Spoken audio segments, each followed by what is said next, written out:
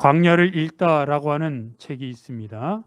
이 책을 지은 목사님이 언젠가 휴가를 맞아 데스밸리를 지나 요세미티 국립공원에 간 적이 있었다고 합니다. 데스밸리는 이름 그대로 죽음의 계곡이라고 하는 사막지대입니다. 캘리포니아 주에 위치하고 있는데 남북의 길이가 225km, 동서의 길이가 8에서 24km가 되는 어마어마한 사막지대입니다. 이 사막지대를 차를 타고 지나가는데 옆에 앉았던 아내가 계속해서 투덜거립니다. 언제 이 사막이 끝나느냐? 더 빨리 갈 수는 없느냐? 다른 곳으로 갈 수 있는 길은 없느냐? 계속해서 잔소리를 하느라 그 데스밸리 사막지대를 지나가는 4시간 동안 한 번도 브레이크를 밟지 않고 계속해서 엑셀을 밟으며 지나갔어야 했었다고 말을 하고 있습니다. 그러다가 어느새부터인가 앞에 푸른색이 펼쳐지기 시작했고 장엄한 산맥이 나타나기 시작했습니다. 드디어 데스밸리 죽음의 계곡 사막이 끝난 것입니다. 그때서야 연신 잔소리하며 투덜대던 아내의 표정이 밝아지기 시작했습니다. 이제 사막이 끝냈다고 하는 안도의 한숨도 쉬어졌습니다. 그런데 그렇게 4시간 동안 아내와 함께 데스밸리를 지나가면서 겪었던 그 경험을 통해 이 목사님은 이스라엘 백성들이 40년 동안 광야 생활을 하면서 겪었던 어려움이 어떤 것이었는지 조금은 이해할 수 있었다고 말합니다. 그 다음부터는 출애굽기, 민수기, 신명기를 읽을 때마다 이스라엘 백성들의 마음을 조금이나마 이해하며 읽게 되었습니다. 물이 없었던 것도 아닙니다. 먹을 것이 없었던 것도 아닙니다. 또 어디로 가야 할지 몰라서 헤매던 것도 아닙니다. 몇 시간만 차를 몰고 지나가면 금방 지나갈 수 있는 그러한 사막조차도 힘들어하고 불평하며 그리고 삶에 겨워하는 것이 그게 사람의 마음인데 그런 광야를 걷고 싶은 사람이 있겠습니까? 어느 누구나 할 수 없이 하는 수 없이 겪게 되는 것입니다.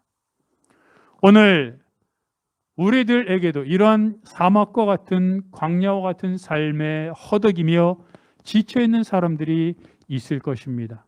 무엇 때문인지는 사람들마다 다르지만 나름대로 그 사막의 어려움, 광야의 황량함 때문에 빨리 지나갔으면 안 겪을 수는 없는지 하는 그런 어려움을 겪고 불평하는 가운데 그 말씀은 우리들에게 하나님께서 그러한 가운데서 우리를 어떻게 인도하고 계시는지, 어떻게 오아시스와 같이 그리고 어떻게 광야를 통과하게 하시는지 말씀해 주고 있는 귀한 은혜의 말씀입니다.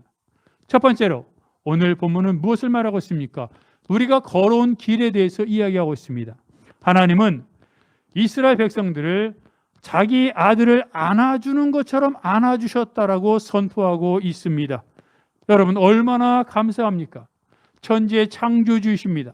지금도 온 세계의 주인이시고 주권자이신 하나님이 사람들을, 백성들을 안아주셨는데 어떻게 안아주셨다고요? 아들을 안는 것처럼 여러분 부모가 되어서 자기 아들을 안았던, 자기 딸을 안았던 경험 있지 않습니까?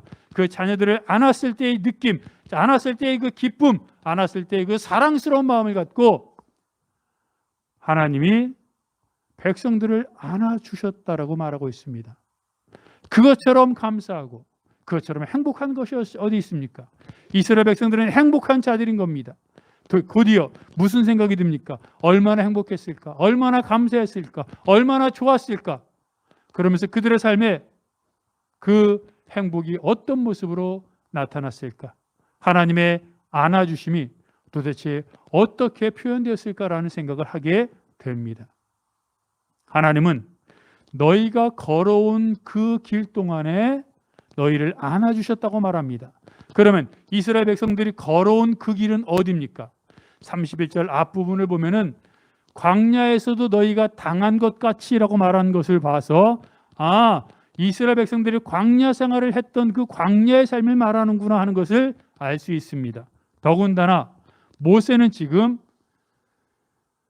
광야 생활 40년이 다 끝난 후에 이스라엘 백성들이 요단강을 건너 가나안 땅으로 들어가기 바로 직전의 말씀을 전하고 있기 때문에 광야 생활 40년 생활 동안의 모든 기간을 통칭해서 말하고 있다는 것을 알게 됩니다. 즉 이스라엘 백성들을 하나님이 안아주신 것은 광야 생활 40년 동안 모든 시간 동안 통틀어서 그렇게 안아주셨던 것입니다. 그렇다면 우리가 그 말씀을 통하여 다시 한번 그 안아주셨던 그 하나님의 은혜를 통해서 우리가 무엇을 깨닫게 됩니까? 그러면 40년의 광야 생활 동안 이스라엘 백성들은 어떤 생활을 했을까? 어떤 복을 받았을까? 어떤 형통함이 있었을까 하는 것을 우리가 궁금해하지 않겠습니까? 이스라엘 백성들 어떤 삶을 살았습니까? 광야 40년 동안 무슨 일이 있었습니까? 제일 먼저 이스라엘 백성들에게 있었던 일을 생각해 보면 가장 먼저 생각하는 것은 홍해 사건입니다. 앞에는 홍해물이 넘실거리고 뒤에는 애굽의 군대가 쫓아오고 있습니다. 바닷물에 빠져 죽느냐 또는 군인의 손에 칼에 찔려 죽느냐 그 방법의 차이가 있을 뿐이지 이제는 죽었다고밖에는 할 수 없는 그런 상황 속에서 이스라엘 백성들이 힘들었던 모습을 우리는 보게 됩니다. 홍해 사건이 있은 후에 무엇이 있었습니까? 며칠 지나지 않아 마실 물이 없어 그들이 불평했다라고 말합니다. 또 얼마 지나지 않아 먹을 것이 떨어져 가는데 대비책이 없어서 먹을 것 때문에 고민하고 절망했다고 성경은 말하고 있습니다. 그것뿐입니까? 아말렉 군대가 쳐들어와서 전쟁을 치러야만 했습니다. 나중에는 그들을 이끌던 지도자 모세가 시내산에 올라가 내려오지 않아 지도자가 없는 상황에서 방황하기도 했습니다. 가나안 땅에 정탐꾼을 보냈더니 가나안 땅에 사는 그 사람들이 키가 크고 건장한 거인이었기 때문에 이제 우리는 죽었구나라고 절망하고 되돌아가려고 하기도 했습니다. 무슨 말을 지금 하고 있는 겁니까? 하나님은 이스라엘 백성들을 안아주셨다고 말하고 있습니다. 그래서 우리는 이스라엘 백성들이 얼마나 행복하고 얼마나 형통한 삶을 살았을까 하고 이스라엘 백성들이 살았던 40년 광야 생활을 돌아봤더니 그들에게 있었던 것은 형통함이나 풍요로움이 아니라 배고픔, 목마름, 그리고 전쟁, 또 다른 누군가로부터 침략받는 고통의 연속이었다는 것입니다. 이상하지 않습니까? 하나님이 안아주셨다라고, 그것도 자기 아들을 안는 것처럼 안아주셨다라고 말하고 있는데 어떻게 이스라엘 백성들은 고통 속에 살고 있었을까요? 그런데 그것을 알려면 고통, 고난의 원인부터 제대로 알아야 합니다. 신명기 8장 2절 전반부는 이렇게 말을 합니다. 너의 하나님 여호와께서 이 40년 동안에 너에게 광야 길을 걷게 하신 것을 기억하라. 하나님은 지금 이스라엘 백성들을 향하여 광야 길을 걷게 한 것이 하나님이라고 말씀하고 있습니다. 살다 보니 광야와 같은 삶을 살게 되지 않습니까? 가난 때문에, 극심한 빈곤 때문에 해야 할 것 또는 하고 싶은 것 또는 먹고 마시는 것조차 또는 주거조차 제대로 해결하지 못하는 어려움을 겪기도 합니다. 그로 인한 비참함, 그로 인한 부족함, 이런 것들 우리가 다 알지 않습니까? 또 무엇입니까? 다른 누군가가 침략을 해서 그 침략으로 인해 전쟁을 해야 됩니다. 잘못한 것도 없는데 누군가부터 침략을 당합니다. 또 불뱀에 물려 죽을 지경에 이릅니다. 먹고 마시는 문제, 싸우는 문제, 질병의 문제, 죽음의 문제. 이게 바로 광야의 삶이라는 겁니다. 그런데 이런 어려움을 겪을 때마다 사람들은 뭐라고 말합니까? 세계 경제가 다 불황이어서, 또는 집안의 내력이 이래서, 또는 여러 가지 많은 이유들 때문에, 저 사람 때문에, 그 상황 때문에 누군가 나를 싫어해서 누군가의 잘못으로 책임을 전가하고 이런 일들을 벌이기도 합니다. 그런데 방금 읽었던 것처럼 성경은 무엇이라고 말합니까? 여호와께서 너에게 광야길을 걷게 하셨다고 말합니다. 겉으로 드러난 것은 그 사람 때문일 수 있습니다. 그 사건 때문일 수 있습니다. 다른 누군가의 잘못이고 무슨 여러 가지 많은 세계 대공황 때문일 수 있습니다. 하지만 성경은 말합니다. 여호와께서 너에게 고난의 광야의 길을 걷게 하셨다라고 말합니다. 즉 겉으로 드러난 상황은 다를지라도 근본적인 것은 하나님께서 걷게 하셨다는 겁니다. 그 누군가가 아니었어도, 그 사건이 아니었어도 다른 무엇을 통해서라도 고난을 겪게 되었을 거라는 겁니다. 그러면 왜 그런 고난이 있습니까? 계속해서 신명기 8장 2절 후반부는 이렇게 말을 합니다. 이는 너를 낮추시며 너를 시험하사 너의 마음이 어떠한지 그 명령을 지키는지 지키지 않는지 알려 하심이라.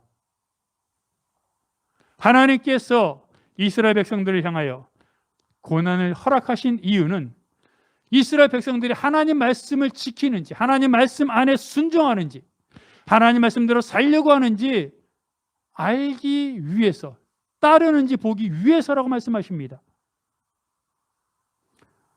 애굽이 어떤 곳입니까? 이스라엘 백성들이 종살이하던 애굽은 세상을 상징합니다. 여러분, 세상, 애굽 어떤 곳입니까? 욕망의 극대화, 가진 사람이 없는 사람을 다스리는 시대, 그것이 세상입니다. 애굽은 수많은 신들을 섬겼습니다. 그런데 그 신들이란 뭡니까? 내가 두려워하는 것, 내가 넘볼 수 없는 것, 또는 내가 가지고 내가 추구하는 무엇인가를 극대화해서 그것을 신으로 섬기는 게 우상입니다. 요즘으로 따지면 어떻습니까? 마치 물질이 우상화되어 있고 권력이 우상화된 것과 마찬가지입니다. 또 애굽은 어떤 시대였습니까? 가진 사람들이 없는, 아니 애굽 민족이 이스라엘 민족을 다스리고 학대하고 폭정에 시달리게 했습니다. 가진 사람이 없는 사람을 해치고 힘과 권력이 지배하는 시대, 그게 바로 애굽이었고 그게 바로 세상입니다. 그런데 그렇게 애굽에서 애굽 사람들로부터 시달렸던 이스라엘 사람들은 자기들도 모르게 그 삶의 모습에 동화되기 시작합니다. 싫어하면서도 닮아간다는 말이 있지 않습니까? 애굽 사람들의 세상을 추구하는 모습, 애굽 사람들의 힘과 권력이 지배하는 모습으로 인해 시달렸으면서도 그들도 자기도 모르게 이제는 자기들 그룹 내에서, 자기들 사회 속에서 있는 사람이 없는 사람을 지배하고 자기들도 그나마 가진 것을 갖고 우상화하는 그런 삶이 그들에게 점점 형성되기 시작했습니다. 그게 세상을 사는 사람들의 모습입니다.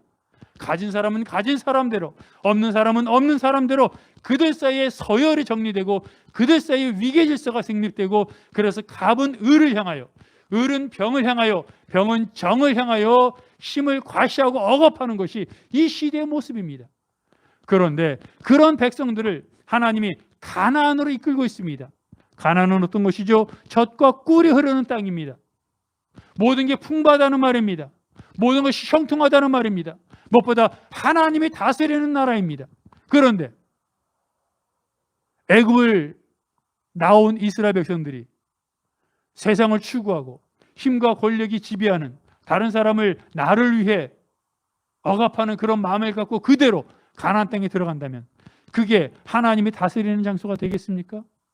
풍족하니까 더 이상 싸우지 않습니까? 형통하니까 다른 사람들과 나눕니까? 그렇지 않습니다.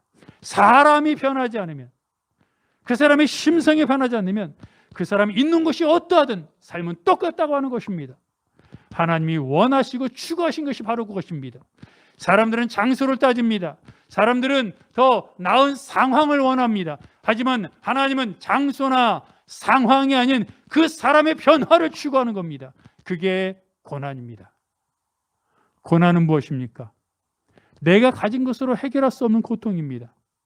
그런데 사람들은 고난이 닥치면 그 고난을 내가 가진 것으로 해결하고 싶어 해서, 해결하려고 해서 더 많이 쌓아둡니다.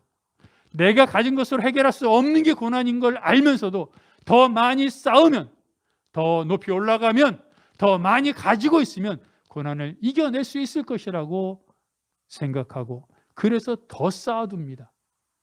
그럴수록 다른 사람을 향한 배려와 베품은 없어지게 되겠죠. 그래서 고난이 필요한 겁니다. 고난을 통해 내가 할 수 없다는 것을 깨닫고 이제 모든 것을 주관하신 하나님께 맡기는 그런 선택을 하라고 하나님 우리에게 주어주시는 기회인 것입니다. 여러분, 우리가 걸어온 길, 그 걸어온 길은 결코 그 걸어온 길 동안에 있었던 고난, 여러분이 생각되는, 여러분 머릿속에 떠올려지는 그런 어려운 일은 절대로 우연히 또는 어쩌다가 재수가 없어서 생긴 것이 아니라 하나님이 그 사람들마다, 각각의 사람들마다 개성과 특징에 맞게 그 사람들에게 필요한 삶의 모습, 그들의 인격과 심성을 바꾸기 위해 각 사람들에게 맞춰서 그들을 변화시키고자 하는 하나님의 연단, 훈련 프로젝트라고 하는 것을 기억하고, 내가 걸어온 길, 또 앞으로 걸어갈 모든 길 가운데 있는 고난은 하나님을 만날 수 있는 기회요, 하나님 앞에 나갈 수 있는 디딤돌이라는 것을 기억하며 그 안에서 오직 하나님을 바라보겠다 다짐하는 여러분이 되시기를 바랍니다. 그리고 이어서 두 번째가 무엇입니까? 하나님이 안아주신다는 겁니다. 여러분, 제가 지금 뭐라 그랬습니까? 고난은 목적이 아닙니다. 고난은 그 사람을 하나님의 사람으로, 하나님의 뜻대로 살고자 하는 그런 모습으로 변화시키기 위한 하나님의 의도적인, 계획적인 하나님의 연단 프로그램입니다. 그렇다면 그 고난을 당할 때 내가 이것을 위기로 생각하지 않고 기회로 생각해서 이것이 나를 해치는 장애물이 아니라 디딤돌이라고 생각해서 이겨내고 극복하고 감사하며 믿음으로 나아가면 되는데, 여러분 그렇습니까? 아니지 않습니까? 말씀을 전하는 저도, 여러분도 모두가 고난 앞에서 몸부림칩니다. 소리 지릅니다. 웁니다. 날카로워집니다. 예민해집니다. 그리고 점점 사람들은 스트레스를 받습니다. 왜요? 힘드니까요. 그런데 감사하게도 하나님이 안아주신다는 겁니다. 그래서 안아주시는 겁니다. 사람을 바꾸기 위해, 사람을 변화시키기 위해 살을 깎아내고, 그리고 필요 없는 부분을 도려내고, 또 계속해서 연단하려면 정말로 힘들지 않습니까? 그것을 버틸 수 있도록 하나님이 안아주시고 얼러주시고 하나님이 다독거려 주시고 등 두드려 주시고, 하나님께서 계속해서 옆에서 그 안아주심으로 말미암아 하나님께서 인도해 주시는 것입니다. 그런데 사람들은 뭐라고 말합니까? 이게 안아주시는 거야? 내 모습이 이렇게 힘들고 어려운데 이게 안아주시는 거면 차라리 안아주시지 않아도 돼 라고 말할지 모르겠습니다. 하지만 여러분, 안아주시니까 이 정도인 겁니다. 안아주시니까, 하나님이 나와 동행하시니까 우리가 버틸 수 있는 겁니다. 그래서 하나님이 신명기 8장 4절에서 이렇게 말씀을 하십니다. 이 40년 동안에 너의 의복이 헤어지지 아니하였고 너의 발이 부르트지 아니하였느니라. 여러분 잘 보십시오. 옷이 헤어지지, 낡아지지 않았습니다. 그게 뭐 대수라고 말할지 모릅니다. 그렇지만 하나님이 이렇게 말씀하십니다. 너에게 명품 코트, 그리고 명품 백, 다른 사람들이 말하는 좋은 그 어떤 남들에게 내세울 만한 것은 없을지 모르지만 추위를 피할 수 있는 옷과, 그리고 너가 살아가기에 부족함이 없는 것들은 채우지 않았느냐. 또 말씀하십니다. 발이 부르트지 않았다. 아니, 발이 부르트지 않은 것이 뭐라고, 뭐 대수라고 이렇게 말할지 모르지만 발이 부르트면 어떻게 됩니까? 못 걷죠. 움직이지 못합니다. 죽는 겁니다. 하나님은 말합니다. 운동선수처럼 젊은이처럼 날고 뛰고 달려가는 그런 건강은 없을지 몰라도 사는데 큰 지장은 없지 않느냐? 그게 무슨 은혜라고, 그게 무슨 안아주시는 거냐고 사람들은 불평할지 모르는데 하나님은 그들을 향하여, 그렇게 불평하는 사람들을 향하여 말합니다. 너가 지금 연단 과정 중에 있느니라. 너가 지금 광야길 가운데 있느니라. 광야길 가운데 있는데 가나안을 비교하면 안 되느니라 말씀하시는 겁니다. 어떤 사람이 꿈을 꿨는데 꿈속에서 보니까 자기가 걸어온 인생의 길 모래 위에 인생의 길들이 쫙 깔려 있었습니다. 그 인생의 길에 발자국이 2개가 딱 나 있었습니다. 아, 내가 힘들고 어려울 때 나랑 예수님께서 늘 동행하며 나와 걸어주셨구나. 그것을 알게 되었습니다. 그런데 유심히 모래 위에 나 있던 발자국을 살펴보던 그 사람은 어느 곳에 이르르니까 발자국이 하나밖에 없는 것을 깨닫게 되었습니다. 그때가 언제였지? 왜 여기는 발자국이 하나밖에 없지라고 곰곰이 고민하다 보니까 그때가 바로 자기가 인생에서 정말 힘들고 어려웠던, 정말 죽고 싶었던, 그리고 정말로 맨날 슬픔과 낙담하며 살았던 시대였습니다. 그래서 예수님께 묻습니다. 주님께서 나와 함께 2 발자국으로 함께 걸어주셨는데 정말로 제가 주님을 필요로 할 때 왜 어디 가셨습니까? 왜 하나밖에 없습니까? 그래서 주님이 이렇게 말씀하십니다. 얘야, 너가 가장 힘들고 어려웠던 그때 그 모래 위에 찍힌 발자국은 내 발자국이란다. 나는 너를 업어주었단다. 여전히 고통스러웠습니다. 여전히 죽고 싶었습니다. 여전히 힘들었습니다. 그런데 알고 보니까 예수님이 업어주셨기 때문에 그 정도였던 것입니다. 업어주셨고 안아주셨기 때문에 그래도 죽고 싶어도 죽지 않았고 힘들어도 겨우겨우 버틸 수 있었던 것입니다. 그게 안아주시는 하나님의 은혜라는 겁니다. 오늘 보면 33절은 계속해서 뭐라고 말하고 있습니까? 여호와께서 먼저 앞서가셔서 너희 장막 칠 곳을 찾으시고 낮에는 구름으로 밤에는 불로 너희를 지시하고 인도하신다고 말씀하십니다. 그게 뭐 어쨌다고? 그럼 하나님이 장막 쳐주셔서 우리가 장막 친 곳마다 풀이 풍성하고 맑은 시냇물이 흐르고 그랬습니까? 아니잖아요. 여전히 마실 물이 없었고 여전히 먹을 것이 없었습니다. 아니, 낮에는 구름으로 밤에는 불로 인도하셔서 우리가 낮에도 시원하고 밤에는 따뜻했습니까? 아니잖아요. 낮에는 여전히 더웠고 밤에는 추웠어요. 근데 그게 무슨 지시하신 것이고 인도하신 것이고 그게 안아주신 것입니까? 라고 사람들은 불평할지 모릅니다. 근데 여러분 잘 생각해 보십시오. 하나님이 장막 쳐주시지 않았으면 그들은 광야에서 굶어 죽었을 겁니다. 목말라 죽었을 겁니다. 하나님이 낮에 구름으로 햇빛을 가리지 않았으면 그들은 다 죽었을 겁니다. 하나님이 밤에 불로 그들을 비추지 않았으면 그들은 얼어 죽었을 겁니다. 40년의 세월 동안 그들이 광야 생활을 했다는 것이 기적입니다. 왜요? 안아주셨기 때문에 가능했던 겁니다.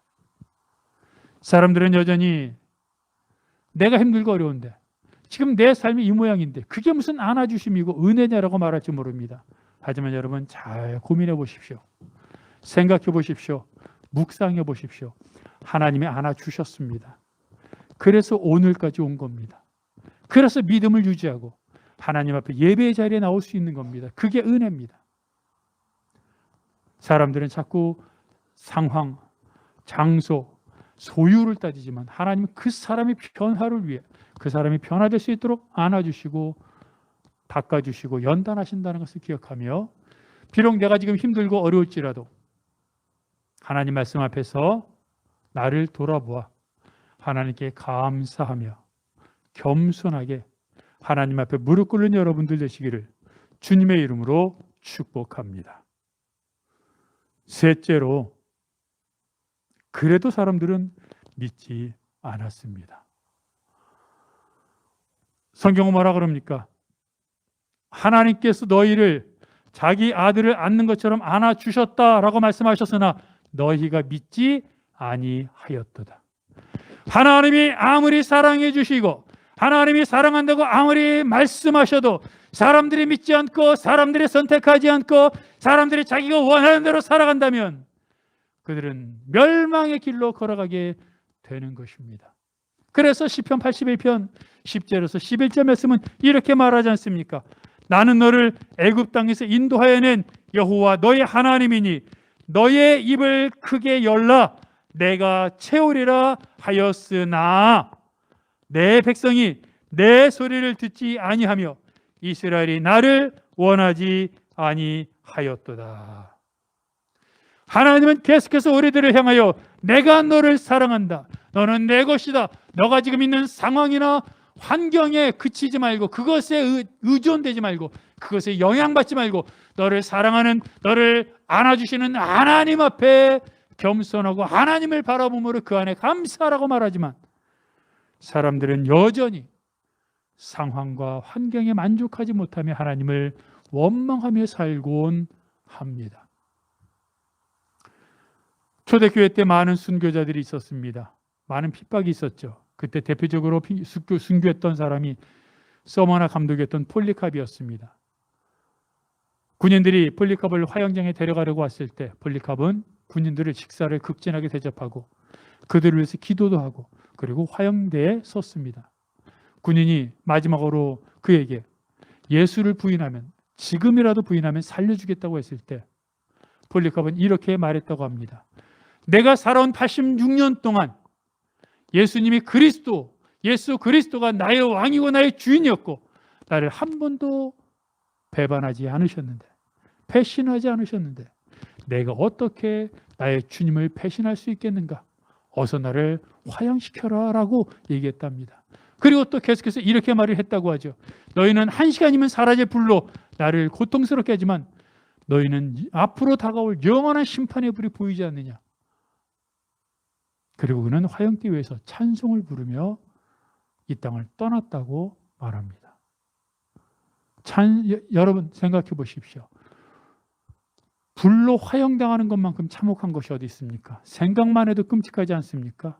그런데 그런 고통 앞에서도 위축되지 않고 담대하게 주님의 사랑을 선포하고 고백했던 폴리캅의 신앙은 더 대단하지 않습니까? 하나님이 원하시는, 하나님이 빚으시려고 하는, 하나님이 연단시키려고 하는 모습이 바로 이것입니다.